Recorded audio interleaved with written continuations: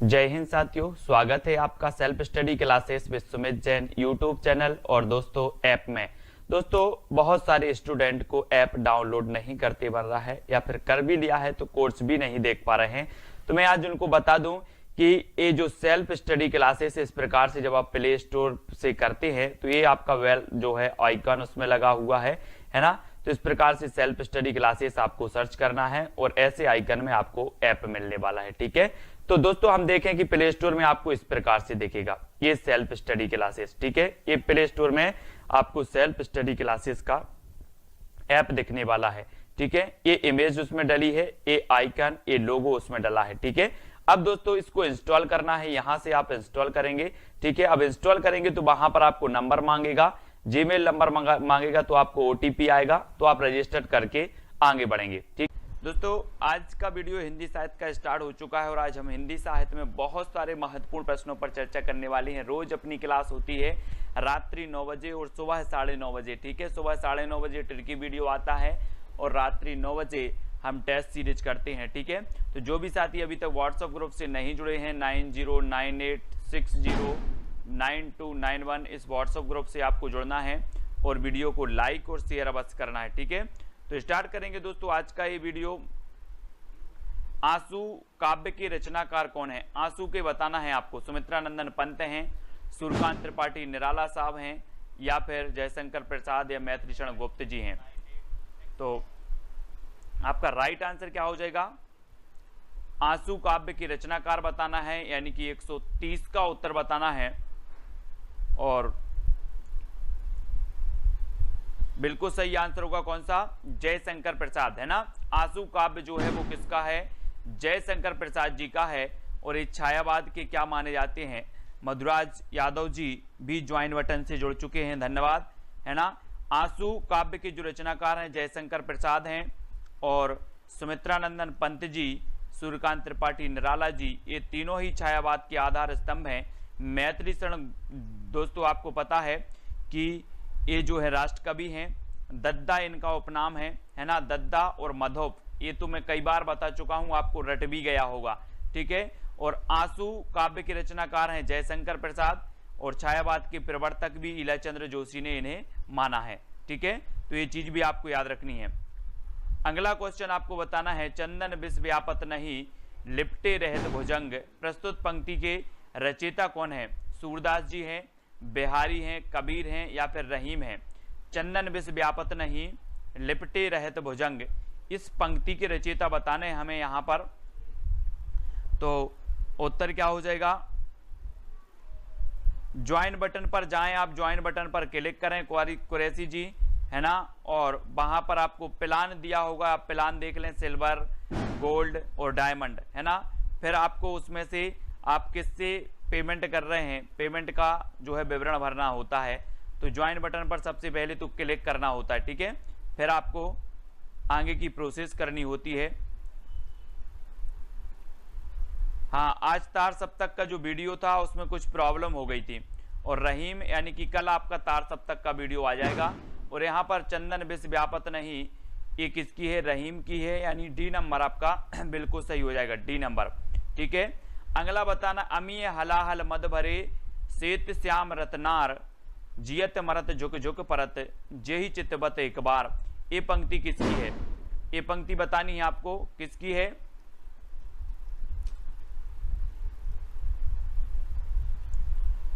अमीय हलाहल मद भरे, बहुत ही बढ़िया पंक्ति है, कई बार पूछी भी गई है।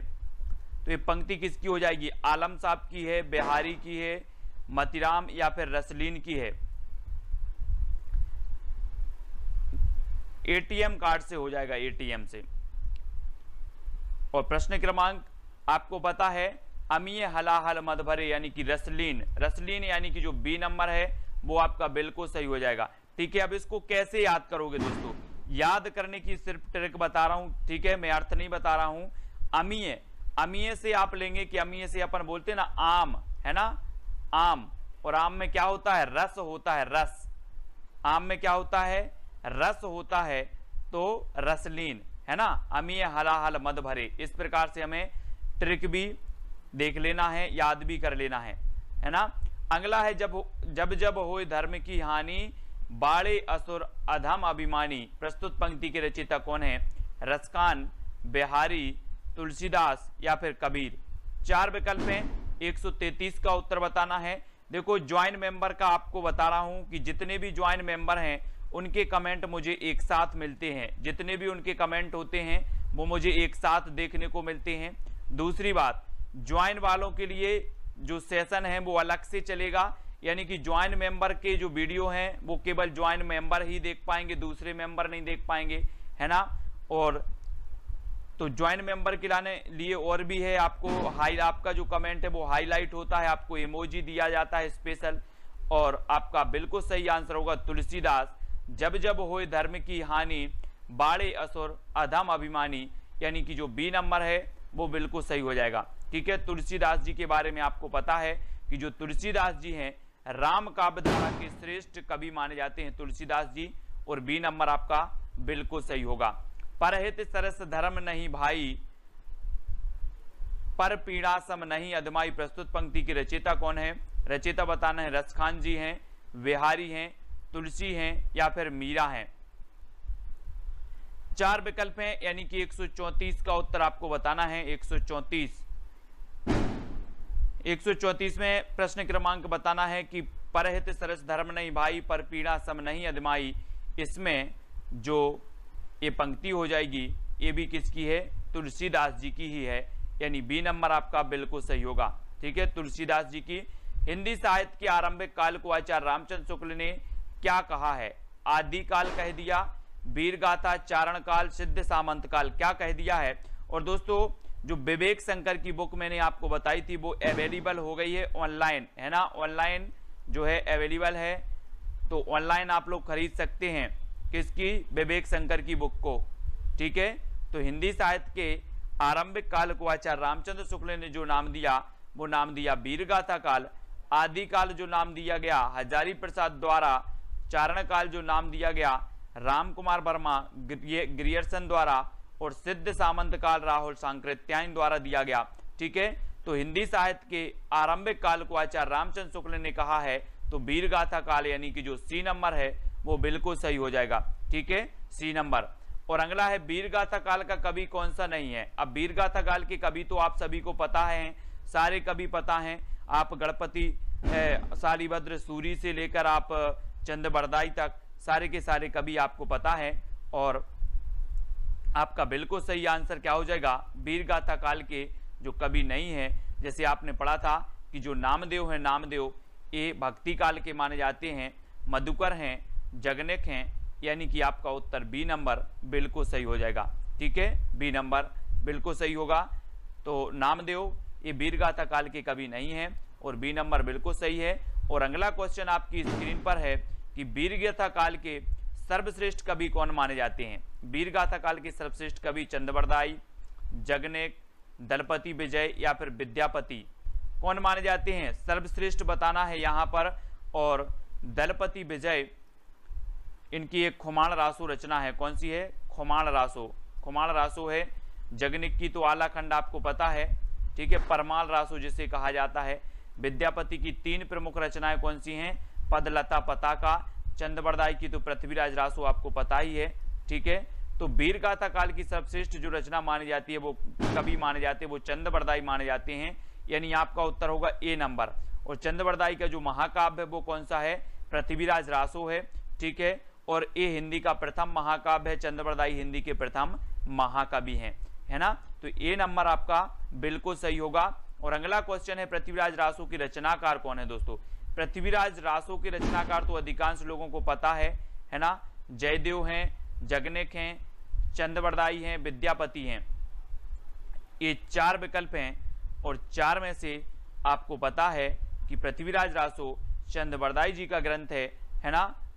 और बी नंबर आपका बिल्कुल सही हो जाएगा। अधिकांश लोगों को पता है, लेकिन आपसे पूछा जाता है दोस्तों कि कबीर की भाषा क्या थी? कबीर की भाषा क्या थी ये बतानी है। ब्रज थी, कन्नौजी थी, खड़ी थी या फिर सादुकड़ी थी? कौन सी थी? कबीरदास की जो भाषा थी वो भाषा कौन सी थी? यानी कि प्रश्न क्रमांक 139 का उत्तर बताना है। और दोस्तों इस सादुकड़ी भाषा किसने कहा है? कबीरदास की भाषा को सादुक्कड़ी भाषा किसने कहा है? कबीरदास जी की जो भाषा मानी जाती है वो सादुक्कड़ी मानी जाती है, लेकिन इसे सादुक्कड़ी किसने कहा? प्रश्न क्रमांक 139 का आपका उत्तर बताना है। सादुक्कड़ी इसे किसने कहा है, आपको ही उसका चयन करना है और बताना है। तब आपका बिल्कुल सही आंसर क्या होगा? नयन जो देखा कमल सा निर्मल नीर शरीर, हसत जो देखा हंसबा दसन ज्योति नगहीर। ये पंक्ति किसकी है? बहुत ही बढ़िया पंक्ति है। ये पंक्ति आपको बतानी है तुलसीदास जी की है, जायसी की है, जयशंकर प्रसाद जी की या कबीरदास जी। बहुत ही बढ़िया पंक्ति है, आपको बताना है। नयन जो देखा कमल सा निर्मल नीर शरीर, हसत जो देखा हंसबा दसन ज्योति नगहीर। हाँ, वेरी गुड। शुक्ल जी ने सादुक्कड़ी भाषा कहा है, बिल्कुल याद रख लेना है। हमने पढ़ा था कि पंचमेल खिचड़ी कहा था किसने? श्याम सुंदर दास ने। कबीर की भाषा को पंचमेल खिचड़ी। सादुक्कड़ी कहा रामचंद्र शुक्ल ने, ठीक है। वाणी का डिक्टेटर कहा हजारी प्रसाद द्विवेदी ने। ये क्वेश्चन हमेशा पूछे जाते हैं और यहां पर आपका सही उत्तर होगा जायसी, ठीक है। जायसी यानी कि जो सी नंबर है वो बिल्कुल सही है, जायसी बिल्कुल सही हो जाएगा। नयन जो देखा कमल सा निर्मल नीर शरीर, हसत जो देखा हंसबा दसन ज्योति नगहीर, जायसी जी की पंक्ति है। और जायसी जी का एक काव्य है, कौन सा काव्य है दोस्तों? कौन सा है? पद्मावत, है ना, पद्मावत है। और पद्मावत इनका श्रेष्ठ महाकाव्य और हिंदी का प्रथम प्रमाणिक महाकाव्य भी माना जाता है पद्मावत, ठीक है। तो याद रखना है। शिवा बावनी के रचनाकार कौन माने जाते हैं? शिवा बावनी, पद्माकर, केशवदास, भूषण या फिर जगनेक। प्रश्न क्रमांक 141 का उत्तर हमें बताना है। शिवा बावनी की रचनाकार, बहुत ही बढ़िया है दोस्तों ये रचना। और इस रचना के जो रचनाकार माने जाते हैं वो माने जाते हैं कौन? भूषण जी, है ना। शिवा बावनी ये भूषण की रचना है।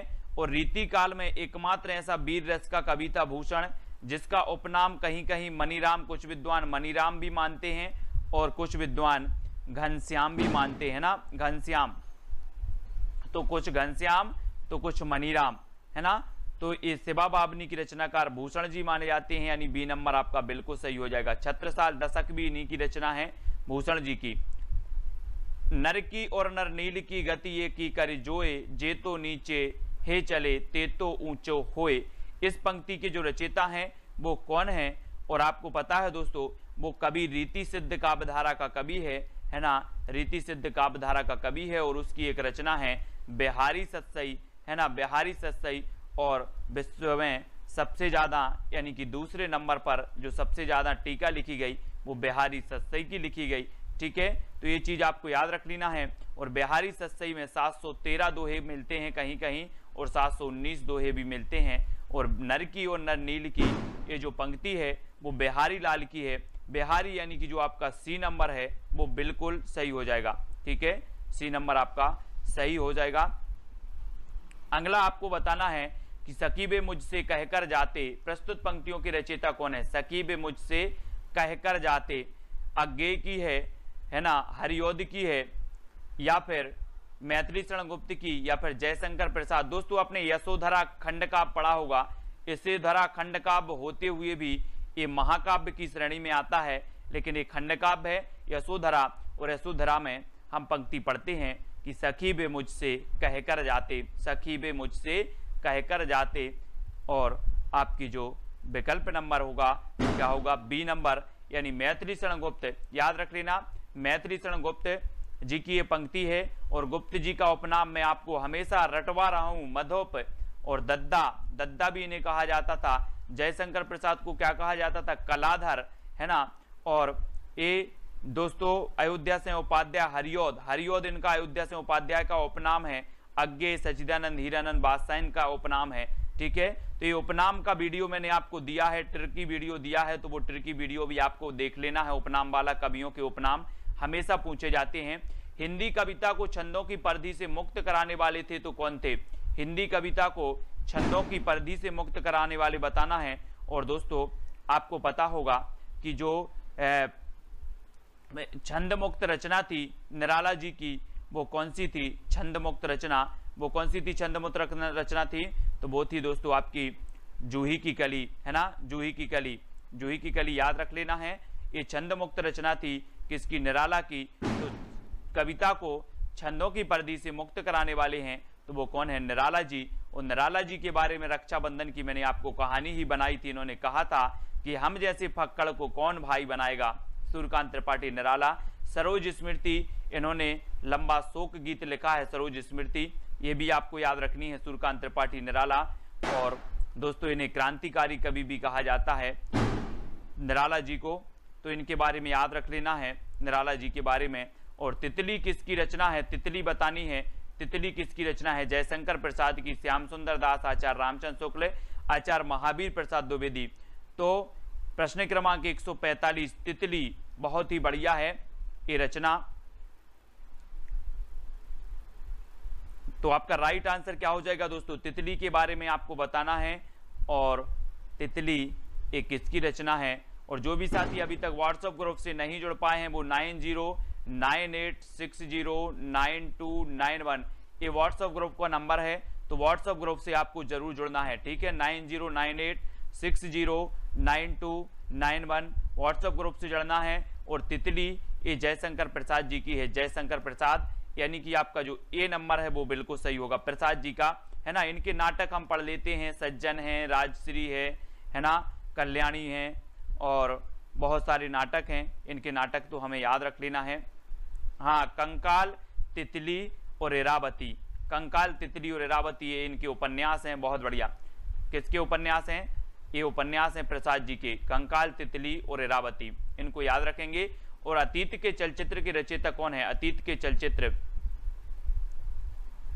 हाँ बताना है, अतीत के चलचित्र रचनाकार कौन है। और दोस्तों आपको बताना है कि कंकाल, तितली और इरावती में जो अधूरा उपन्यास है वो कौन सा है, जयशंकर प्रसाद जी का। इन तीनों में से बताना अधूरा उपन्यास कौन सा है। और अतीत के चलचित्र ये जो रचना है ये किसकी है, मैंने आपको पढ़ाया था, याद करवाया था, क्या करवाया था कि अतीत के गर्त से आपको कौन निकालेंगी, कौन निकालेंगी, महादेवी जी, महादेवी जी निकालेंगी। तो महादेवी वर्मा, अतीत के चलचित्र यानी कि महादेवी वर्मा। और सी नंबर आपका यहाँ पर बिल्कुल सही हो जाएगा, ठीक है।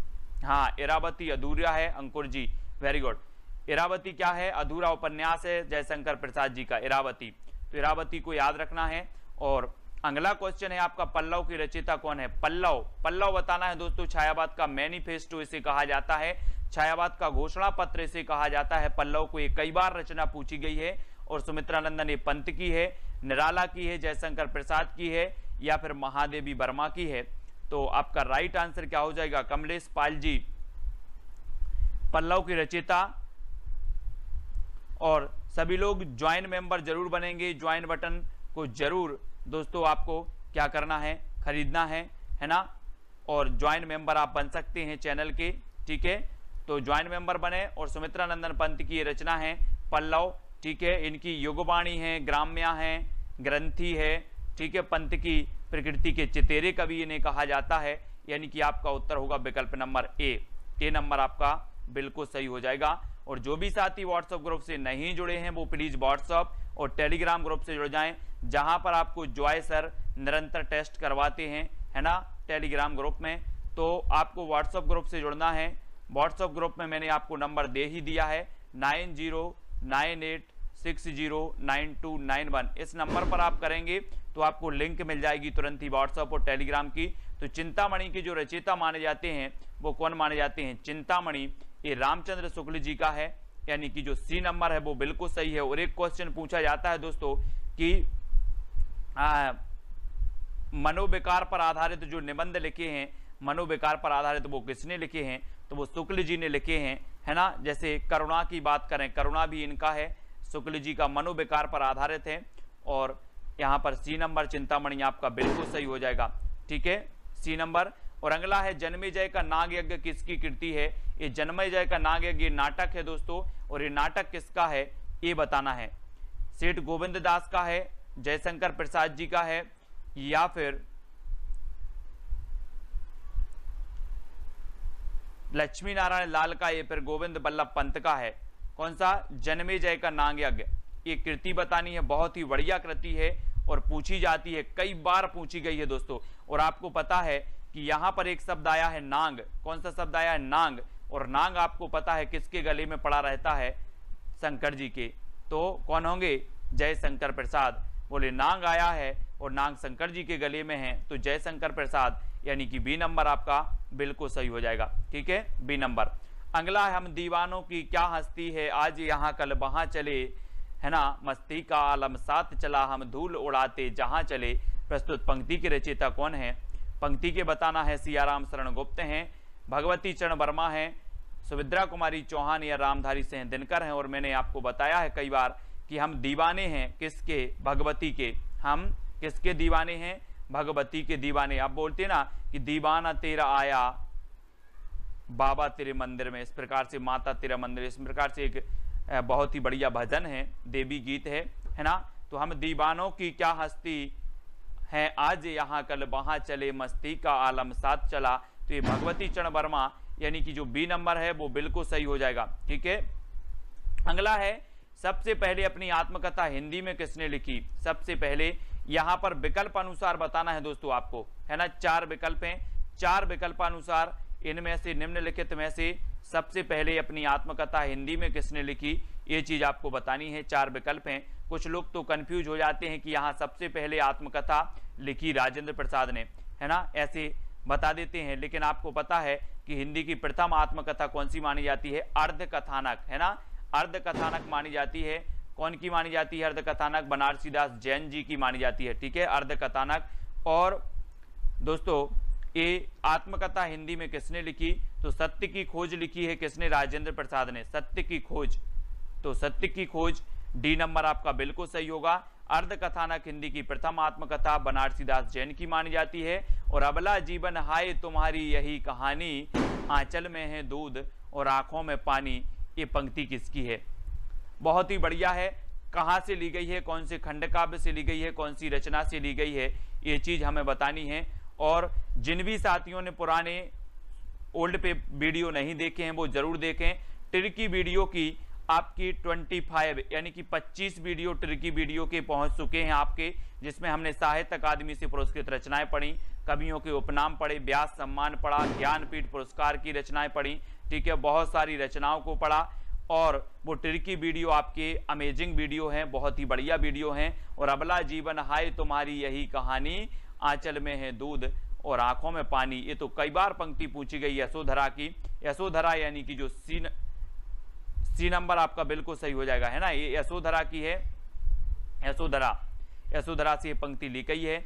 और हिमालय के आंगन में उसे प्रथम किरणों का दे उपहार, उषा ने हंस अभिवादन किया और पहनाया हीरे का हार। तो ये पंक्ति किसकी रचयिता कौन है? पंक्ति के रचयिता, बहुत ही बढ़िया पंक्ति है। ये पंक्ति भी कई बार पूछी गई है दोस्तों कि हिमालय के आंगन में जो है उसे प्रथम किरणों का दे उपहार, उषा ने अभिवादन किया।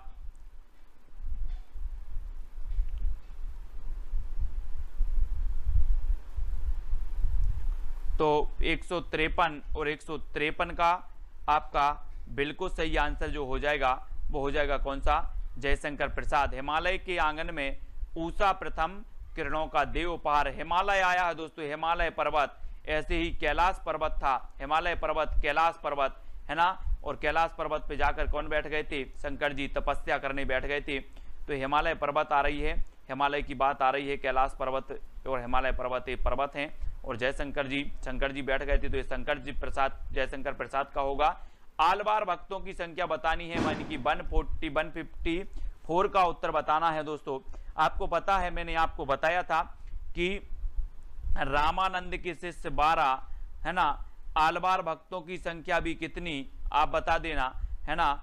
और साकेत में जो आपके ग्रंथ है, साकेत में जो आपके सर्ग हैं वो भी आपके 12 हैं, है ना। और 12 बार आ रहा है, तो यहां पर भी 12 आया है, 12 को कर दो 12, तो क्या हो जाएगा?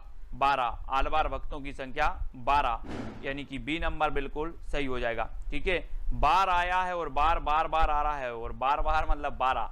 ठीक है, 12 है आलवार भक्तों की संख्या। याद रखेंगे, भक्ति का सर्वप्रथम उल्लेख कहाँ मिलता है दोस्तों? भक्ति का वेदों में मिलता है, सूक्त में मिलता है, उपनिषद में मिलता है, या इनमें से कोई नहीं? कहां पर मिलता है भक्ति का सर्वप्रथम उल्लेख बताना है? और आपने तो वेद तो आपने पढ़े हैं, वेद 4 वेद होते हैं, ऋग्वेद सबसे प्राचीन वेद माना जाता है ना, सभी लोगों ने पढ़े हैं। और भक्ति का जो सर्वप्रथम उल्लेख मिलता है तो वो मिलता है उपनिषद में। कहाँ पर मिलता है? उपनिषद, यानी कि जो आपका बी नंबर है उपनिषद बिल्कुल सही हो जाएगा। भक्ति का उल्लेख मिलता है आपका उपनिषद में, ठीक है, बी नंबर बिल्कुल सही है। नेक्स्ट है संत काव्यधारा को ज्ञानाश्रयी किस विद्वान ने कहा है? बहुत ही बढ़िया प्रश्न है दोस्तों। आप सभी लोगों ने पढ़ा है कि संत काव्यधारा जो है, जिन्हें ज्ञानाश्रयी शाखा भी कहा जाता है, भक्ति काल की एक काव्यधारा है, ठीक है।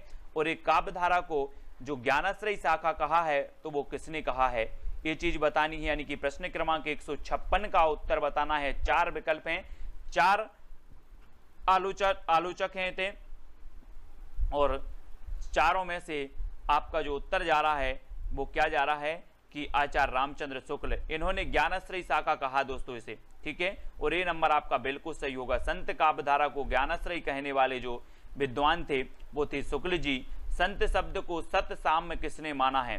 संत शब्द को सतसाम्य मानने वाले जो विद्वान थे वो कौन थे? डॉक्टर पीताम्बरनाथ बर्थवाल थे, आचार्य शुक्ल थे, डॉक्टर नगेंद्र थे, या परमेश्वर चतुर्वेदी थे? कौन थे संत शब्द को सतसाम्य मानने वाले? बहुत ही बढ़िया प्रश्न है। और संत शब्द को सतसाम्य मान लिया, और वो माना है किसने? परमेश्वर चतुर्वेदी ने सतसाम्य माना संत शब्द को। और दोस्तों हम क्या मान लेते हैं? संतों को परमेश्वर की उपमा दे देते हैं, और परमेश्वर चतुर्वेदी आपका डी नंबर बिल्कुल सही हो जाएगा, ठीक है, डी नंबर सही होगा। पीताम्बर, डॉक्टर पीताम्बरनाथ बर्थवाल के अनुसार गोरखनाथ के ग्रंथों की संख्या कितनी है? यानी कि 58। डॉक्टर पीताम्बरनाथ बर्थवाल के अनुसार गोरखनाथ के ग्रंथों की संख्या बतानी है।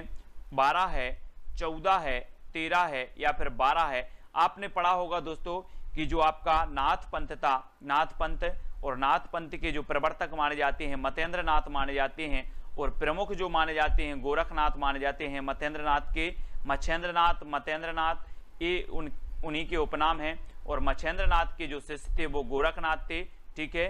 और गोरखनाथ के जो ग्रंथों की संख्या मानी वो कितनी मानी है? 14 मानी है। किसने? पीताम्बर नाथ बर्थवाल साहब ने 14 मानी है। यानी कि आपका उत्तर क्या हो जाएगा? विकल्प नंबर सी या फिर सा नंबर बिल्कुल सही हो जाएगा, ठीक है। अगला क्वेश्चन है हठ योग दर्शन की व्याख्या इनमें से किसने की है? हठ योग दर्शन की गोरखनाथ ने की है, सरहपा ने की है, लुईपा ने की है, इनमें से कुछ किसी ने भी नहीं की। हठ योग दर्शन की व्याख्या करने वाले जो विद्वान हैं वो कौन है? 4 में से चयन करना है। सभी लोग लाइक जरूर करेंगे।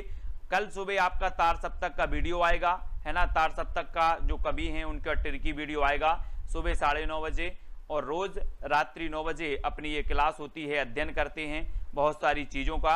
और एक हमने वीडियो आपको दिया है, सहस्रा जी काय वाला दिया है, मिलती जुलती रचनाएं वाले। जैसे हम बहुत सारी रचनाएं ऐसी होती हैं जो मिलती जुलती एक ही नाम वाली होती हैं, विभिन्न विद्वानों की होती हैं, विभिन्न कवियों की होती हैं मिलती जुलती रचनाएं, और हम कंफ्यूज हो जाते हैं। कभी कभी जब मैं किसी रचना का कभी बताता हूं तो आप बोलते हो सर ये रचना तो उसकी है। तो मिलती जुलती रचना वाला जो वीडियो है वो सभी को देखना है। और इसके हठ योग दर्शन की जो व्याख्या की है वो किसने की है? गोरखनाथ ने की है। यानी कि जो ए नंबर है वो बिल्कुल सही हो जाएगा, ठीक है। आचार्य हजारी प्रसाद द्विवेदी ने नाथ संप्रदाय की सबसे बड़ी कमजोरी क्या मानी है? हठ योग मानी है ना। पत्नी के प्रति अनादर माना है, गृहस्थ धर्म के प्रति अनादर माना है, या क्या माना है? प्रश्न क्रमांक 160 का आंसर आपको बताना है। आचार्य हजारी प्रसाद द्विवेदी ने नाथ संप्रदाय की सबसे बड़ी कमजोरी जो मानी है वो मानी है गृहस्थ धर्म के प्रति अनादर। गृहस्थ धर्म के प्रति अनादर यानी सी नंबर बिल्कुल सही हो जाएगा। मधुराज जी, एस जी, सहस्रा जी ये ज्वाइंट मेंबर हैं हमारे, है ना। और गृहस्थ धर्म के प्रति अनादर आपका बिल्कुल सही है। जायसी की रचना पद्मावत को मसनबी शैली में किसने माना है? दोस्तों बहुत ही बढ़िया है। पद्मावत ये मलिक मोहम्मद जायसी जी का महाकाव्य है ना, अवधी भाषा का है। और मसनबी शैली में जो मानने वाले विद्वान हैं वो कौन है? नगेंद्र ने माना है, शुक्ल ने माना है, विजय देव नारायण शाही ने माना है, या फिर हजारी प्रसाद द्विवेदी ने माना है? तो किसने माना है? जायसी की रचना पद्मावत को मसनवी शैली में जो मानने वाले विद्वान हैं वो कौन है? मसनवी शैली में, और मसनवी शैली में माना है किसने? शुक्ल जी ने। आचार्य रामचंद्र शुक्ल ने पद्मावत की जो शैली माना है वो मसनवी शैली, और ये अवधी भाषा का महाकाव्य है। ठीक है, याद रख लेना, हिंदी का प्रथम प्रमाणिक महाकाव्य भी यही माना जाता है, पद्मावत। ठीक है, तो ये चीज भी याद रखनी है। कबीर की रचनाओं के संकलनकर्ता कौन है? कबीर की रचनाओं के संकलनकर्ता धर्मदास हैं, नाभादास हैं, श्याम सुंदर दास हैं, या इनमें से कोई नहीं है? बहुत ही बढ़िया प्रश्न है दोस्तों। और यहाँ पर आप हम पढ़ते हैं कि जो नाभादास जी हैं, नाभादास जी, इनकी एक रचना है भक्तमाल, जो आपकी हमेशा पूछी जाती है, कई बार पूछी जाती है। ठीक है, भक्तमाल नाभादास की रचना है। और कबीर की रचनाओं के जो संकलनकर्ता माने जाते हैं वो कौन माने जाते हैं? धर्मदास। धर्मदास यानी कि आपका जो आ नंबर है वो बिल्कुल सही हो जाएगा। धर्मदास कबीर की रचनाओं के संकलनकर्ता माने जाते हैं। ए नंबर बिल्कुल सही है। किस प्रकार की भक्ति का संबंध विशिष्टाद्वैत से है? विशिष्टाद्वैत से बताना है। विशिष्टाद्वैत बाद के जो प्रवर्तक माने जाते हैं वो कौन माने जाते हैं दोस्तों? विशिष्ट हैं कौन? रामानुजाचार्य। रामानुजाचार्य माने जाते हैं, है ना, विशिष्टाद्वैत के और श्री संप्रदाय के। और मैंने संप्रदाय भी आपको याद करवाए हैं, दर्शन भी याद करवाए हैं, सिद्धांत भी याद करवाए हैं, तो वीडियो जरूर देख लेना। और किस प्रकार की भक्ति का संबंध विशिष्टाद्वैत से है? तो विशिष्टाद्वैत से जो संबंध है दोस्तों वो दास भाव, दास भाव यानी कि आपका बी नंबर है वो बिल्कुल सही हो जाएगा। और हम पढ़ लेते हैं कि दास भाव, है ना, दास भाव की जो भक्ति है, दास भाव की भक्ति, वो दास भाव की जो भक्ति है वो तुलसीदास जी की है ना, तुलसीदास जी की है। और सखा भाव की जो भक्ति है, सखा भाव की, ये सूरदास जी की है। और माधुर भाव की जो भक्ति है वो मीराबाई की है। ये भक्तियां भी कई बार पूछी गई हैं, मीराबाई की माधुर, है ना, तुलसीदास की दास भाव और सूरदास की सखा भाव की, है ना। याद रखना, रीति मुक्त कवि कौन नहीं है? रीति मुक्त कवि बताना। रीति मुक्त, रीति सिद्ध और रीतिबद्ध, बिहारी, ठाकुर, बोधा या फिर घनानंद, इनमें से चार में से बताना है कि रीति मुक्त कवि कौन नहीं है। प्रश्न क्रमांक 164 है और 164 का आपका बिल्कुल सही है कि जो ठाकुर हैं, बोधा हैं, घनानंद हैं, ये तो सभी रीति मुक्त हैं, लेकिन बिहारी रीति सिद्ध काव्यधारा के कवि हैं। और यानी कि एक नंबर आपका बिल्कुल सही हो जाएगा, ए नंबर आपका बिल्कुल सही हो जाएगा। ठीक है, बिहारी जी। और रीति काल को कलाकाल किसने कहा है? बहुत ही बढ़िया प्रश्न है। कलाकाल जो कहने वाले हैं वो कौन है, है ना। श्रृंगार काल तो मैंने आपको बताया था कि विश्व में लोग श्रृंगार करते हैं, विश्व के लोग श्रृंगार करते हैं, तो विश्वनाथ त्रिपाठी ने श्रृंगार काल कहा, है ना। और दोस्तों जो कलाकाल कहा वो किसने कहा है? तो याद रख लेना है किसने कहा है, जल्दी बताओ। कलाकाल कहा है भागीरथ मिश्र ने। भागीरथ मिश्र यानी कि जो आपका विकल्प नंबर बी है वो बिल्कुल सही होगा। ठीक है। और अलंकृत काल किसने कहा है? अलंकृत काल मिश्र बंधुओं ने। अलंकृत काल मिश्र बंधुओं ने। श्रृंगार काल विश्वनाथ ने, है ना। और कला काल कहा भागीरथ मिश्र ने, यानी कि जो बी नंबर है वो बिल्कुल सही हो जाएगा। ठीक है, मिश्र साहब ने, है ना, इसे कला काल कहा। बी नंबर बिल्कुल सही है, राइट आंसर है। और अगला क्वेश्चन है अखरावट किसकी रचना है? अखरावट, है ना, अखरावट बताना है। अखरावट, पद्मावत ये रचनाएं हैं, तो वो रचनाएं किसकी हैं, है ना। और ये रचनाएं मानी जाती हैं दोस्तों किसकी? मलिक मोहम्मद जायसी साहब। जायसी यानी कि जो विकल्प नंबर 1 आपका बिल्कुल सही हो जाएगा। और जायसी सूफी काव्यधारा के प्रमुख कवि माने जाते हैं और अखरावट इन्हीं की रचना है, ये चीज भी याद रखनी है। ठीक है, सूरदास जी कृष्ण काव्यधारा के प्रमुख, तुलसीदास जी राम काव्यधारा के प्रमुख, कबीर संत काव्यधारा के प्रमुख और जायसी सूफी काव्यधारा के प्रमुख, ये तीनों ही शाखाएं चली दोस्तों किसमें? भक्ति काल में। और अखरावट रचना आपसे पूछी गई तो अखरावट आपने बता दी कि सर ये तो जायसी जी की है, यानी कि ये नंबर आपका बिल्कुल सही हो जाएगा। अपनी रचना में समुद्र का वर्णन करने वाले एकमात्र कवि कौन है? बहुत ही बढ़िया प्रश्न है। अपनी रचनाओं में समुद्र का वर्णन करने वाले एकमात्र कवि कौन है? कबीरदास जी, तुलसीदास जी, जायसी या फिर सूरदास जी। मोस्ट इंपॉर्टेंट आईएमपी क्वेश्चन है। प्रदीप जी, है ना, कंचन जी। प्रश्न क्रमांक 167 का जो उत्तर आपका सही होगा वो होगा जायसी। अपनी रचना में समुद्र का वर्णन करने वाले जो कवि माने जाते हैं वो माने जाते हैं जायसी। और बी नंबर आपका बिल्कुल सही हो जाएगा। वही भावना के क्षेत्र में रहस्यवाद है, ये कथन किसका है, ये चीज हमें बतानी है। 4 विकल्प हमारे सामने मौजूद हैं, ठीक है। तो सभी लोग वीडियो को लाइक कर देंगे, शेयर कर देंगे। और जो दर्शन के क्षेत्र में अद्वैत है, वही भावना के क्षेत्र में रहस्यवाद है, ये कथन किसका है, आचार्य शुक्ल जी का है, डॉक्टर नगेंद्र का है, आचार्य हजारी प्रसाद द्विवेदी का है, या फिर रामकुमार वर्मा का है। तो आपका राइट आंसर आपको बताना है 4 विकल्पों के माध्यम से। उत्तर क्या हो जाएगा? अपने ग्रुप में मैसेज चल रहा था, है ना, किसी ने विवेक शंकर की बुक के बहुत 4, 5, 6 प्रश्न डाले थे और बहुत ही बढ़िया बुक है, मैंने भी वो प्रश्न देखे थे, है ना। और YouTube में भी इस बुक का मैंने रिव्यू लिया और बुक का देखा, तो बहुत ही बढ़िया बुक है। इसमें सन भी दिए हैं, तो क्रमबद्ध अध्ययन भी आपका होगा, ठीक है। तो स्टार्ट करेंगे और आपका इसका सही उत्तर होगा डॉक्टर नगेंद्र। डॉक्टर नगेंद्र यानी कि जो आपका बी नंबर है वो बिल्कुल सही हो जाएगा, ठीक है। जो दर्शन के क्षेत्र में अद्वैत है, वही भावना के क्षेत्र में रहस्यवाद है, ये नगेंद्र जी की बहुत ही बढ़िया ये परिभाषा दी है, यानी बी नंबर आपका बिल्कुल सही हो जाएगा। दीपश्री जी, सहासरा जी, यस जी, ये हमारे ज्वाइंट मेंबर जुड़ चुके हैं, इनके लिए बहुत बहुत धन्यवाद। और जो भी साथी ज्वाइंट मेंबर बनना चाहते हैं चैनल के, वो ज्वाइंट मेंबर अवश्य बने, ठीक है। और जानकी मंगल की जो भाषा है वो क्या है, मैंने आपको बताई थी दोस्तों कि जहां पर मंगल आए और जहां पर राम आए, वो अवधी भाषा की रचनाएं हो जाती हैं तुलसीदास जी की। तुलसीदास जी की 12 प्रमाणिक रचनाएं मानी गई दोस्तों, है ना। और 12 में आपको जो मैंने आपको बताई थी, ट्रिक बताई थी कि कौन सी ब्रज भाषा में है, कौन सी अवधी भाषा में है, और यहां पर जानकी मंगल की पूछी गई, तो ये जानकी मंगल आया यानी कि आपकी कौन सी भाषा हो जाएगी, अवधी, यानी कि बी नंबर आपका बिल्कुल सही हो जाएगा, ठीक है। अलंकार पंचाशिका किसकी रचना है? बहुत ही बढ़िया प्रश्न है, मतीराम का, है ना, या फिर बोधा, घनानंद, आलम, ये किसकी रचना है दोस्तों? अलंकार पंचाशिका आपको बताना है। मधुराज जी ने गोल्ड प्लान खरीदा है, किसने? मधुराज जी ने। 3 प्लान है अपने, सबसे पहला सिल्वर प्लान है, ठीक है, जो 59 रुपए पे करके आपको ये सिल्वर प्लान खरीदना है। दूसरा आपका गोल्ड है जो आपको 159, और तीसरा है डायमंड जो आपको 299। तो आपको खरीदना है दोस्तों और ज्वाइन मेंबर बनना है, ठीक है। और अलंकार पंचाशिका यहां पर पूछा गया, तो मतीराम यानी कि जो आ नंबर है वो आपका बिल्कुल सही हो जाएगा। अलंकार पंचाशिका के जो रचनाकार हैं वो कौन है? मतीराम है ना। और आपकी मति यानी कि आपके भाव हमेशा होते हैं अलंकार करने के, अलंकार करने के, अलंकार पढ़ने के भाव होते कि नहीं होते? होते होंगे। मतीराम जी की है, ठीक है। रीतिकाल का कोई भी कभी भक्ति भावना से हीन नहीं है, हो भी नहीं सकता था, क्योंकि भक्ति उसके लिए मनोवैज्ञानिक आवश्यकता थी।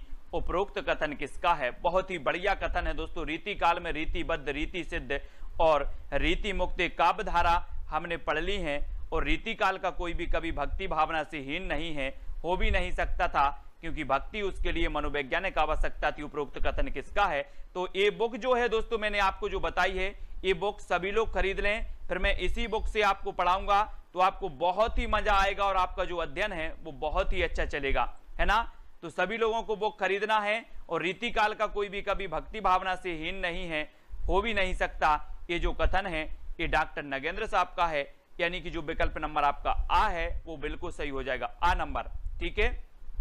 आ नंबर आपका सही होगा दोस्तों। मैं कब से ढूंढ रहा था इस बुक को, और आउट ऑफ स्टॉक चल रही थी, कौन सी? विवेक शंकर जी की, लेकिन अब जाके कहीं ये स्टॉक में है ना। रामचंद्रिका को छंदों का अजायब घर किसने कहा है? बहुत ही बढ़िया प्रश्न है। आपको पता होगा दोस्तों कि रामचंद्रिका ये केशवदास की भक्तिकालीन रचना मानी जाती है, और ये भक्तिकालीन जो रचना है दोस्तों इसे छंदों का अजायब घर कहा जाता है। और आपको पता होगा कि आदिकाल में एक रचना है पृथ्वीराज रासो है, और ये पृथ्वीराज रासो जो है दोस्तों इसे भी छंदों का अजायब घर कहा जाता है ना। हिंदी साहित्य डॉक्टर विवेक शंकर जी, और इसकी लिंक दी है आपकी डिस्क्रिप्शन में, मैंने लिंक दे दी है साइट की जहां से आप खरीद सकते हैं। साथ ही व्हाट्सएप नंबर भी, उस लिंक का जो संबंधित व्हाट्सएप नंबर है वो भी आपको दिया है। कहीं आपको दिक्कत होती है तो व्हाट्सएप नंबर में आप उनसे कंफर्म कर सकते हैं, और ये जो डिलीवरी है आपकी होम डिलीवरी हो जाएगी, ठीक है।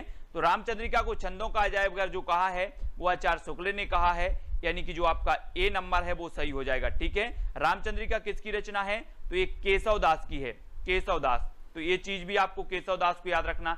इनकी रचना है दोस्तों रसिक प्रिया है, विज्ञान गीता है ना, विज्ञान गीता, रसिक प्रिया, छंदमाला, रामचंद्रिका, ये सारी रचनाएं किसकी हैं, केशव दास जी की हैं। ठीक है, निस दिन बरसत नैन हमारे, सदा रहत पावस ऋतु हम पे, जब ते श्याम सिधारे, पंक्ति किस कवि की है। 4 विकल्प हैं, 173 का आंसर आपको बताना है। तुलसी की है, सूर्य की है, बिहारी की है या फिर कबीर की है। निस दिन बरसत नैन हमारे, सदा रहत पावस ऋतु, तो उत्तर क्या हो जाएगा।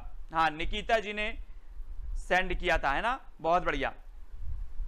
और निस दिन बरसत नैन हमारे, सदा रहत पावस ऋतु हम पे, जब ते श्याम सिधारे, ये जो पंक्ति है प्रश्न क्रमांक 173, और 173 का उत्तर आपका सूरदास जी की है, और बी नंबर आपका बिल्कुल सही हो जाएगा, बी नंबर। ठीक है, सूरदास जी की बी नंबर आपका बिल्कुल सही है। नेक्स्ट है, रीतिकाल को जॉर्ज ग्रियर्सन ने कहा है, तो क्या कहा है दोस्तों। अब बाद में आप लोग नहीं बोलना सर बुक बताओ, मैंने आपको बुक बता दी है, पीजीटी के लिए भी और नेट के लिए भी, है ना, और आरपीएससी के लिए भी। ये बुक आपके लिए बहुत ही बढ़िया है, ऑथेंटिक है, प्रमाणिक बुक है। ठीक है, बुक का नाम है हिंदी साहित्य डॉक्टर विवेक शंकर। ठीक है, इसकी लिंक भी मैंने आपको साइट की नीचे दी है, और साथ ही व्हाट्सएप नंबर भी दे दिया है नीचे, तो आप खरीद सकते हैं। और रीतिकाल को जॉर्ज ग्रियर्सन ने कहा है, तो क्या कहा है, रीति काव्य। क्या कहा है, रीति काव्य, यानी कि जो आपका आ नंबर है वो बिल्कुल सही हो जाएगा। हमने पढ़ा है दोस्तों, क्या पढ़ा है कि रीतिकाल को श्रृंगार काल कहा किसने, विश्वनाथ ने। अलंकृत काल कहा मिश्र बंधुओं ने। वहीं रीति काव्य जो कहा वो किसने कहा, जॉर्ज ग्रियर्सन साहब ने कहा। यानी कि आपका जो उत्तर है वो आ नंबर बिल्कुल सही होगा। और जॉर्ज ग्रियर्सन के बारे में इनका एक ग्रंथ था, the modern vernacular literature of Hindustan, है ना, ये इनका एशियाटिक सोसाइटी ऑफ बंगाल के तत्वाधान में प्रकाशित हुआ था, the modern vernacular literature of Hindustan, है ना। तो एस जी, दीप प्रकाश जी, ये सारे जो हमारे मेंबर हैं, ज्वाइंट मेंबर हैं, वो अलग ही दिखते हैं, उनका तिरंगा जो है वो अलग ही लहराता है। रीति मुक्त कवियों की विशेषता नहीं है, तो वो कौन सी नहीं है, वियोग श्रृंगार का प्रयोग, दरबारी रुचियों की जगह लोक रुचि, अभिव्यक्ति की जगह अनुभूति या अलंकार प्रियता। रीति मुक्त कवियों की जो विशेषता नहीं है वो कौन सी नहीं है। प्रश्न क्रमांक 175 का उत्तर हमें बताना है, कौन सी नहीं है। हाँ, कलाकाल रमाशंकर शुक्ल रसाल ने कहा, कलाकाल, वेरी गुड। तो रीति मुक्त, रीतिबद्ध और रीति सिद्ध, ये काव्य धाराएं, 3 काव्य धाराएं थी दोस्तों रीतिकाल की, और इनकी जो विशेषता नहीं है वो कौन सी नहीं, रीति मुक्त की अलंकार प्रियता, यानी कि जो डी नंबर है वो सही हो जाएगा यहां पर, है ना, डी नंबर। अलंकार प्रियता इनकी जो है विशेषता नहीं है, और डी नंबर इनका बिल्कुल सही होगा। ठीक है, डी नंबर जिन्होंने भी बताया उनका आंसर बिल्कुल सही है। रीति संप्रदाय के जो प्रवर्तक थे वो कौन थे, आचार्य वामन थे, आनंद वर्धन थे, औचित्य थे या फिर भामह थे। रीति संप्रदाय के मैंने आपको कई बार याद करवाए हैं, सारे संप्रदाय याद करवा दिए हैं, बार बार मैंने आपको याद करवाए हैं कि ध्वनि संप्रदाय ये आनंद वर्धन का है, अलंकार संप्रदाय ये भामह जी का है, औचित्य संप्रदाय ये क्षेमेंद्र जी का है। तो रीति संप्रदाय किसका होगा, रीति संप्रदाय होगा वामन जी का, यानी कि आपका सही आंसर हो जाएगा विकल्प नंबर ए नंबर। ठीक है, ए नंबर आपका बिल्कुल सही है। बिहारी के काव्य को हाथी दांत के टुकड़ों पर महीन पच्चीकारी का नाम दिया, बहुत ही बढ़िया है दोस्तों, ये किसने दिया, बहुत ही बढ़िया प्रश्न है कि बिहारी के काव्य को हाथी दांत के टुकड़े पर महीन पच्चीकारी का नाम किसने दिया है, या महीन पच्चीकारी का नाम देने वाले जो विद्वान हैं वो कौन, आचार्य रामचंद्र शुक्ल जी हैं, हजारी प्रसाद द्विवेदी हैं, या फिर रामकुमार वर्मा, या फिर नगेंद्र हैं।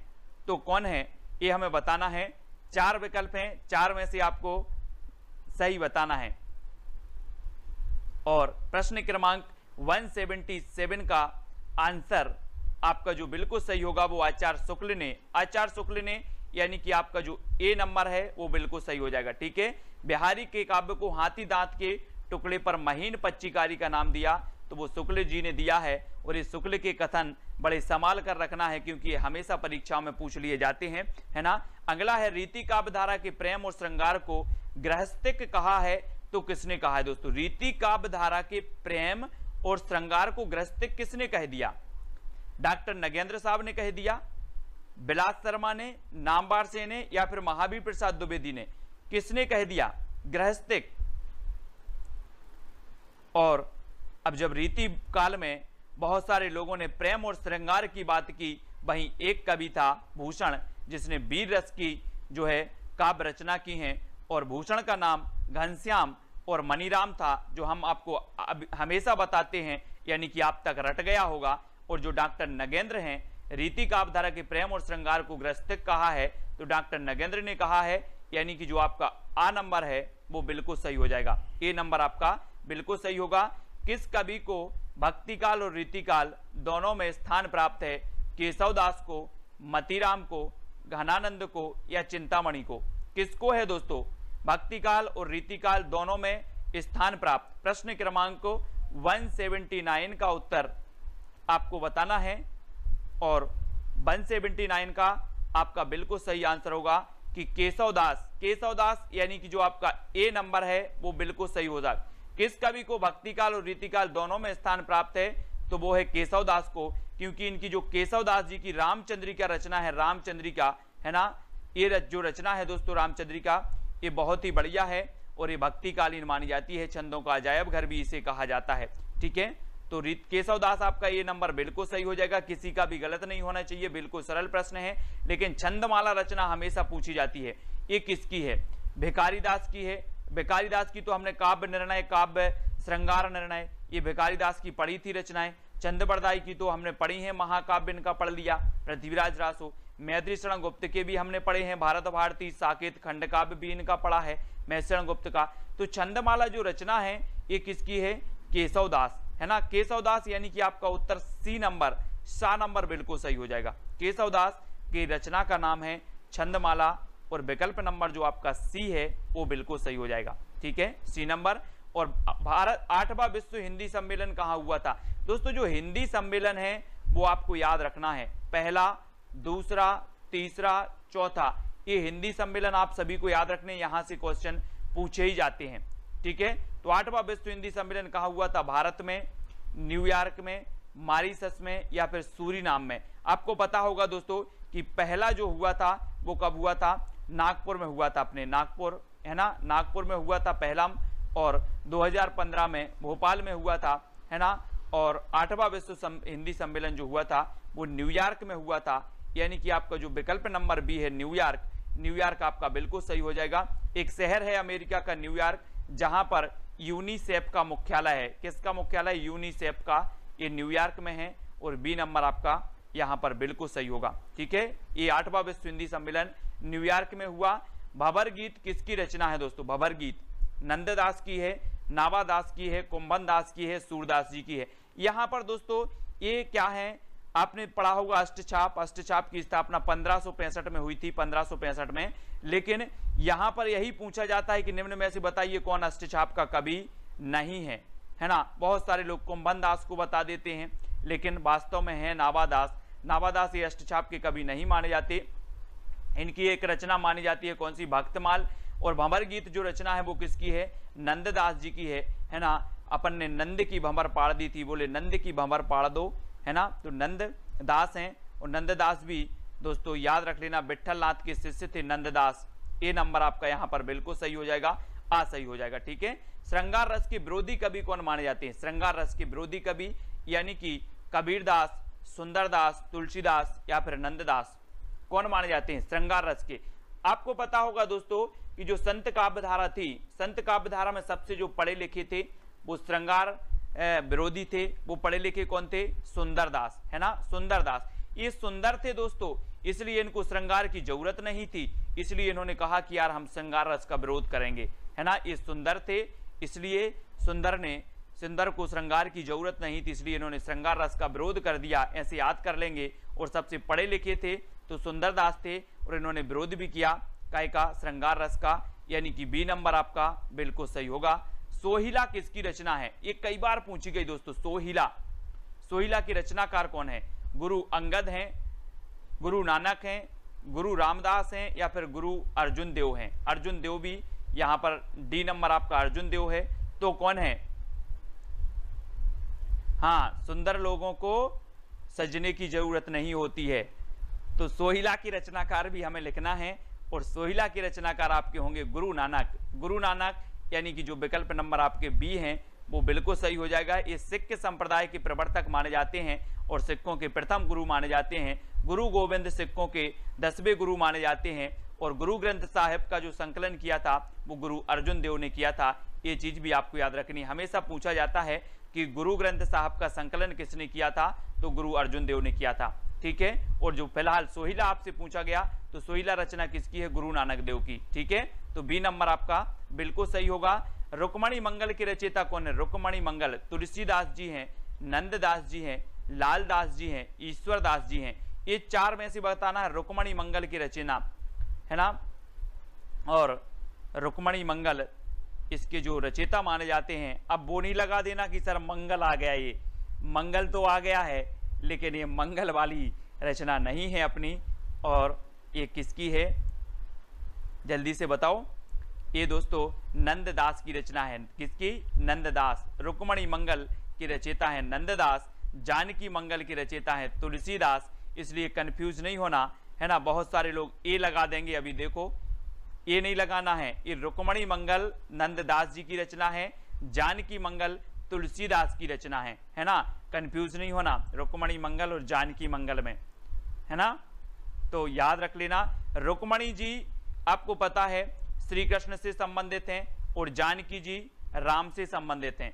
तो जानकी राम से संबंधित यानी कि राम काव्यधारा के तुलसीदास और रुक्मणी कृष्ण से संबंधित तो कृष्ण काव्यधारा के नंददास। इसलिए रुक्मणी मंगल नंददास की और जानकी मंगल तुलसीदास की। इस प्रकार से याद कर लेंगे। अगला देख लो, द्वैता द्वैतवाद के प्रवर्तक कौन हैं? मध्वाचार्य हैं, रामानुजाचार्य हैं, रामानंद हैं या फिर निम्बार्क हैं। द्वैता द्वैतवाद हमने आपको याद करवाया था दोस्तों। कैसे करवाया था? ट्रिक किसी को अगर याद है तो वो बता देंगे कैसे। नींबू दे दे, नींबू दे दे के हम परेशान हो गए, हमने आपको याद करवाई थी दे दे। तो यहां पर आ गया क्या? दे दे, और दे दे के हम क्या परेशान हो गए? नींबू दे दे के परेशान हो गए, है ना। तो कौन होंगे? नींबू से आपका बनेगा निम्बार्काचार्य। ये द्वैता द्वैतवाद के कौन होंगे? प्रवर्तक होंगे। यानी आपका उत्तर क्या हो जाएगा? विकल्प नंबर डी। ठीक है, डी नंबर आपका बिल्कुल सही है। अब गलत नहीं करना कोई भी, बहुत सारे लोग बी बता रहे हैं, बी नहीं बताना है ना। द्वैता द्वैतवाद के कौन है? निम्बार्काचार्य, क्योंकि नींबू दे दे के हम क्या हो गए? परेशान हो गए, नींबू। ठीक है, तो डी नंबर बिल्कुल सही होगा। अबदू गगन मंडल घर कीजिए, ये पंक्ति किसकी है? कबीर की, जायसी, सूरदास या फिर तुलसीदास की। अबदू गगन मंडल घर कीजिए, बहुत ही बढ़िया रचना है। और ये रचना किसकी मानी जाती है? दीप प्रकाश जी। किसकी मानी जाती है? अबदू गगन मंडल रस घर कीजिए। और ये मानी जाती है कबीरदास जी की। किसकी? कबीरदास, यानी कि आपका जो ए नंबर है कबीरदास जी की, ये बिल्कुल सही होगा। अबदू गगन मंडल घर कीजिए। ठीक है, हाँ, नींबू का अचार दे दो, अंकुर जी पनवर, नींबू का अचार दे दो। अगला, हृदय की मुक्तावस्था को रस दशा किसने माना है ना। बहुत सारे लोग हैं जो ट्रिक बनाना भी सीख गए हैं, ट्रिक से पढ़ना भी सीख गए हैं और याद करना भी सीख गए हैं। पहले क्या होता था कि बहुत सारी रचनाएं थी। बहुत सारे स्टूडेंट दोस्तों ये बोलते हैं कि सर आपने हिंदी साहित्य में इंटरेस्ट ला दिया। मेरा बिल्कुल मन नहीं करता था, रचनाएं याद नहीं होती थी, इंटरेस्ट नहीं, मतलब मन नहीं लगता था हिंदी साहित्य में। लेकिन जब आपकी ट्रिक पढ़ी और आपका वीडियो देखा तो हिंदी साहित्य में इंटरेस्ट आ गया। हिंदी साहित्य अब अच्छा लगने लगा। पहले ऐसा लगता था कि कौन पढ़े हिंदी साहित्य में, बहुत रचनाएं हैं, बहुत कवि हैं, बहुत कुछ है, बहुत भारी सिलेबस है इसका। लेकिन अब क्या है कि अच्छा लगने लगा और याद होने लगा और लगता है कि पढ़ते ही रहें, ऐसा। ठीक है, तो हृदय की मुक्तावस्था को रस दशा किसने माना? आचार्य शुक्ल ने, डॉक्टर नगेंद्र ने, डॉक्टर हजारी प्रसाद द्विवेदी या फिर राम कुमार वर्मा ने। तो हृदय की मुक्तावस्था को रस दशा, रस हम पढ़ते हैं दोस्तों कि जो 8 रस हैं, 8 रस माने भरत मुनि ने, 9वां रस जोड़ दिया शांत रस, फिर भक्ति रस और फिर दोस्तों आपका वात्सल रस। वात्सल का चितेरा कवि सूरदास जी, है ना। तो यश जी, मधुराज जी, प्रदीप जी, है ना। हृदय की मुक्तावस्था को रस दशा यानी कि आचार्य शुक्ल ने कहा, यानी कि जो आ नंबर है वो आपका बिल्कुल सही हो जाएगा। हृदय की मुक्तावस्था को रस दशा किसने माना है? तो आचार्य शुक्ल जी ने माना है, ये नंबर आपका बिल्कुल सही होगा। पश्चिमी हिंदी की भाषा नहीं है तो क्या नहीं है दोस्तों। 189 का उत्तर बताना है दोस्तों। हिंदी साहित्य बहुत सारे लोग पढ़ते हैं, बहुत सारे स्टडी मटेरियल भी होता है, बहुत सारा चीज, लेकिन अगर आप इंटरेस्ट से पढ़ो, कुछ अलग पढ़ो, हटके पढ़ो, हंस के पढ़ो, मजाक करके पढ़ो, वो चीज आपको याद हो जाती है। आप थ्योरी पढ़ रहे हो, है ना, पढ़ते जा रहे हो तो आपको याद नहीं होता। अगर आप कुछ उसमें मिर्ची मसाला भरते हो तो आपको वो चीज हमेशा के लिए याद हो जाती है ना। अपने व्यवहारिक ज्ञान में जोड़ते हो, अपने पारिवारिक ज्ञान में जोड़ते हो, जहां पर हम रोज खेलते हैं, उछलते हैं, कूदते हैं, वो चीज आप स्टडी में करते हो तो निश्चित ही वो चीज याद हो जाती है। और पश्चिमी हिंदी का मैंने आपको याद करवाया था कि कानों के खड़ी बुंदेली ब्रजभान हरि के पास। कानों से आपका बन जाता है कन्नौजी, खड़ी से बन जाता है खड़ी बोली, ब्रज से बनता है ब्रज भाषा, बुंदेली से बुंदेली, हरी से हरियाणवी, और हरियाणवी को बांगरू भी कहा जाता है, खड़ी बोली को कोरबी भी कहा जाता है। इन सारी को लिखना है दोस्तों। और यहाँ पर नहीं है पूछा गया है तो आपको पता है कि जो अवधी है, अवधी ये पूर्वी हिंदी की भाषा है। और अवधी की मैंने आपको याद करवाई थी कि अब छत्तीसगढ़ी, अवधी, बघेली और छत्तीसगढ़ी, ये तीनों भाषाएं पूर्वी हिंदी की हैं, है ना। ये कोड भूल नहीं जाना, एक क्वेश्चन आपका हर एग्जाम में बनता है। पूर्वी हिंदी पश्चिमी हिंदी से हर एग्जाम में एक क्वेश्चन बनता है ना। ये आपको याद रखना है। कौन सा संचारी भाव नहीं है, शोक, अमर्ष, हर्ष या फिर गर्व। संचारी भाव बताना है, 4 विकल्प हैं।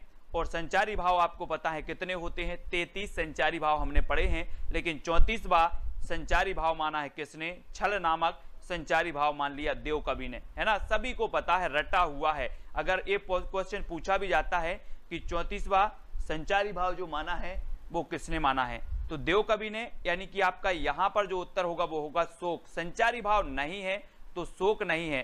शोक क्या है दोस्तों, स्थायी भाव की श्रेणी में आता है ना। तो हम बोलते ना कि जहां पर शोक नामक स्थायी भाव जागृत होता है वहां पर आपका करुण रस हो जाता है, ठीक है।